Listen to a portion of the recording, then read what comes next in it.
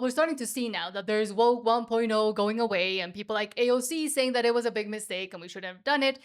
However, what if what's coming next with the DSA, the Democratic Socialists of America, and a lot of the other ones that are on their side might be a little bit worse than that? 9 most terrifying words in the English language are, I'm from the government and I'm here to help. Let's start with this, and as I was saying, unintended consequences, which I think they were probably pretty much aware of. Fox News says, quote, Zoran Mamdani is being sued by a group representing immigrant-owned grocers in New York City over the mayor's plan to open 5 city-run grocery stores throughout New York City. The group says small businesses will be forced to compete against stores funded by their own tax dollars who aren't competing on a level playing field. One Eastern Harlem grocer says a planned city-run store directly across the street could put his family's 25-year business under. Yeah, and one thing I'll say here is the DSA's policies are so horrible, you get to see the implications almost immediately. That's why these smaller races around the country, whether it's New York, California, or other places, pay attention because these policies fall apart almost immediately in front of their face. This is ammo for the midterms and the 2028 election. Canada is also 10 years ahead of America. I mean, they're firmly down the path of government-run grocery stores. Well, new this morning, a group representing immigrant-owned grocers is suing New York City over Mayor Zoran Mamdani's plan to open 5 city-owned grocery stores. And Fox Business' Madison Allworth has the details from East Harlem, New York. Hi, Madison. Hey, good morning, Dana. Yes, the Multicultural Business Coalition. They represent 50 chambers of commerce and multiple small businesses like the one behind me. They are officially suing the city over this plan. Essentially, they are arguing that they're taking taxpayer dollars, like dollars from the business owners behind me, and putting that into those city-run stores, which as a result won't have to pay anything in taxes, which will make it unfair in terms of competition. And you can pause it just for a quick second. And this is their voter base. This is the minority voter base the DSA thinks they represent. They also think they represent the working class. They don't represent the working class. They actually represent failed academics from colleges that can't get jobs or dropouts. Mm-hmm. They haven't done any business investigation as to whether or not these will work. And as a result, they're asking the state to stop this. We spoke to Elvis, who is the manager of the store behind us here. His family has owned it for 25 years. He's featured prominently in the lawsuit because I'm going to spin around and show you this empty lot just across the street from his store. That is where the city-run grocery store La Marqueta is going to go in 2029. That grocery store will open just across the street and it will not have to pay anything in taxes. He says that alone is going to be too difficult for him to compete with and will put him out of business. The city pay, I'm paying for him. I pay tax. So it's not good. He don't give me the license for the tobacco. I don't have no license for the tobacco. I ain't got to pay rent. I got to pay insurance. I got to pay tax. I never require tax. Tax is so expensive.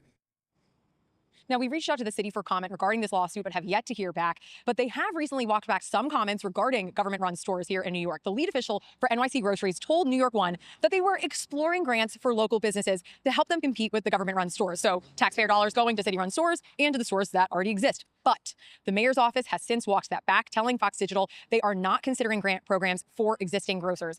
This location across the street, we're going to tell everybody we're going to give them grants. Then when they think they're going to give them grants, we're not going to give them grants. And we're going to open up the government-run grocery stores anyway. This will definitely put these small little mom and pop shops out of business. This is absolutely ridiculous. Zoran Mamdani can't run for president because he wasn't born within the country, which is a good thing. But what he is meant to do, because he is really their superstar, his policies and what he does in New York is meant to prop up the infrastructure of the DSA. So it's fantastic to not only see him fail on this issue, but a slew of issues so far. And also seeing the unintended consequences of just running on slogans and, oh, this is utopic. It sounds great. Yes, communism always sounds great, especially to really stupid people. But in the end, once you actually put it into effect and put it into place, we've seen the devastation before. It's not like we don't know what's happened in history. It's not like we don't know what happens with government-run grocery stores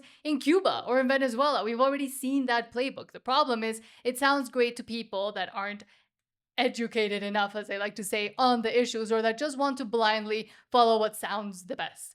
But some people might actually be realizing a little bit. Spencer Pratt says, quote, I was wrong about Scott Galloway. I told you he was stupid smart. I don't know. I think maybe he's just stupid. And I think this is the soft underbelly of the Democratic Party. Trump derangement syndrome has allowed that the DSA in. They're so desperate to win, they're willing to do anything.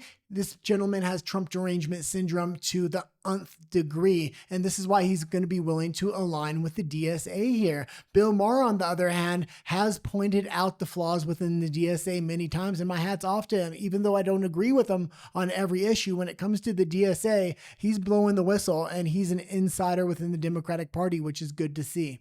I think Gavin Newsom is going to be our president. I think we're a luxist, sexist, racist country. And I think tall hand. I think the only thing I'm fairly confident about is that the Democratic nominee will be a straight white man over 6 feet tall. I think in general the country is racist and sexist in 2026. Yeah. That characterizes us in a general way. Well, okay. I don't see any reason why Secretary Clinton lost to Donald Trump other than sexism. I think Gavin Newsom.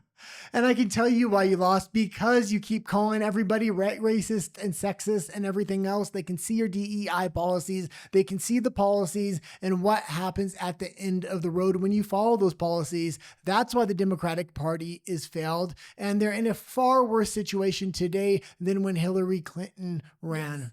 And because they've let in all of these moronic ideas, which they've always been there, but they were kept at bay. But as the capture of the institutions, of the schools, of Hollywood, of entertainment, of the press, of everything was dominated by a stupider and stupider class that was being educated by those first captured institutions in the universities, well, then the ideas started spreading, and they started seeing that because most young people are idealistic, and most people that emigrate there maybe are benefited by a lot of the things that these people want to do, well, they were gaining and gaining and gaining support. So they just let the monster in through the front door, and now they don't know how to shut it. Well, I mean, I love that Bill Maher is being more clear conscious about this and trying to warn about it, but at the same time, he was also spouting all these things, and a lot of the woke 1.0 people were saying all these same things like not that long ago. So well, the Democratic Party no longer has a non-moving moral foundation. I don't know if they ever did, but they used to have some resemblance of some kind of moral foundation. They no longer do. It's just a matter of preferences. And when the DSA says, this is our preference, and the Democratic Party says, this is our preference, voters are going to look at it. And some of them are going to say, well, the DSA looks fine with me. And even a larger amount of voters are going to say, why don't we combine with them? The good thing about the Republican Party is there is a non-moving moral foundation, and that is called Christianity. That is what founded the West. It has seen us through hard times in the past, and it will again in the future. But someone that has been at this for a very long time and almost unchanged, funnily enough, is Bernie Sanders, one of the stars now and one of the main heads of or behind the DSA, I would say. Mays says, this is one of my better videos, Bernie for the past 35 years saying we are rapidly becoming an oligarchy. I'm working on a new Bernie video today, and I'm sure there's many, but I was noticing the thumbnail, like the little pictures there. He looks almost the same, just a little bit more droopy as the years go on. But let's watch. This great country of ours is moving very rapidly in the direction of oligarchy. The United States of America today is increasingly becoming an oligarchy. More and more moving toward an oligarchy. We are moving in the direction of oligarchy. We will move even more rapidly in the direction of an oligarchy. This great country is evolving into an oligarchic society.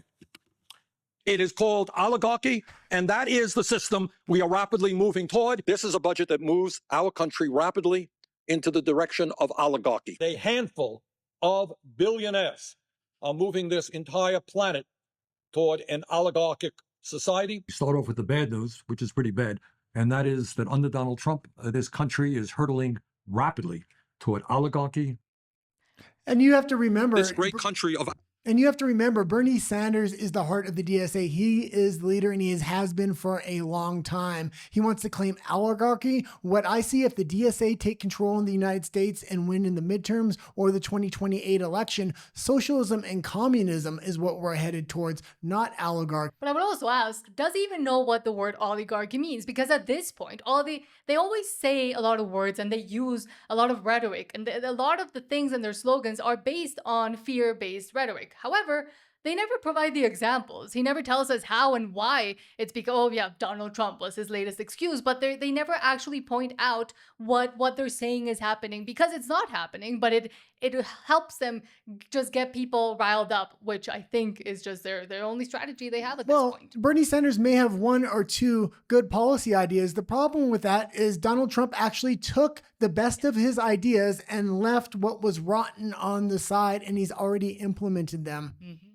However, one of the main donors might be in more trouble now. Benny Johnson says, quote, Representative Anapolina Luna just confirmed a grand jury is investigating Neville Roy Singham, the CCP-linked Marxist, China-linked Marxist millionaire bankrolling the Democratic Socialist candidates. And what I will say here is Donald Trump is not taking the midterms lying down. He's going after the money. This is not only going to help the midterms, but it's going to help the 2028 election. They got George Soros, but they also have other billionaires. They have entire countries standing behind them, like the CCP as well. It's good to see that he is going after them, and they're not just going after them on this one level. They've already cut off the main source of funding for these midterms, and that was USAID. There are a lot of people that say, oh my goodness, look at the organic nature of what's going on here. Look at these Democrats and socialists. Everybody's flocking our way. We're a big tent. But what do you see?